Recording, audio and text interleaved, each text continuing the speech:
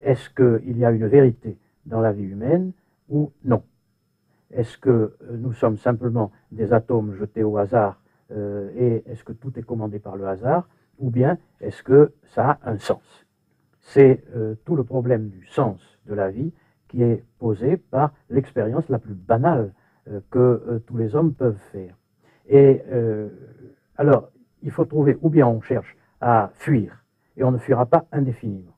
Il y a forcément un moment dans la vie où l'on découvre que l'on n'est pas seulement l'homme d'un métier, seulement le technicien, seulement l'homme d'une science, etc., mais que on a aussi un certain nombre de liens humains qui vous obligent à penser à la réalité de cette vie humaine.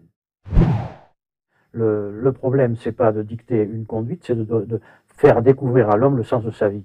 Ça va beaucoup plus loin. La vie a un sens, et parce qu'on sait que l'on recevra au fur et à mesure les forces nécessaires pour supporter ce qu'il y a à supporter.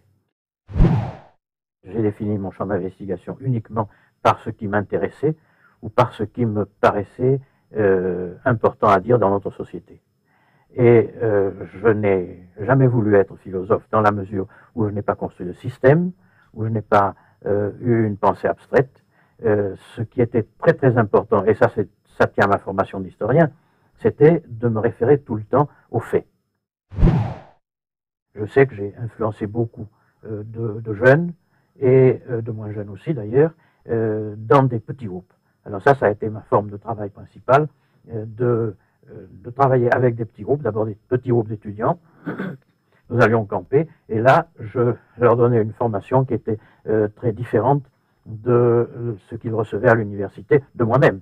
À l'université, j'étais scrupuleusement universitaire, j'étais payé pour ça, je n'étais pas payé pour diffuser mes idées, et par conséquent, j'étais aussi honnête que possible, sinon objectif. J'ai toujours essayé de donner un exemple à la fois d'ouverture complète à tout ce que les étudiants avaient à me dire, et d'autre part à engager tous les dialogues possibles, en même temps qu'à donner aussi un certain témoignage de rectitude morale et de justice. Et c'est dans cette mesure où je sais qu'un certain nombre de mes étudiants m'ont accepté comme maître. Moi, je suis frappé par le développement de l'angoisse autour de moi. Les gens ont peur. Je prends le texte en pensant toujours aux personnes à qui je vais m'adresser et ce qui peut les concerner, ce qu'ils peuvent entendre et ce qui peut leur servir pour vivre.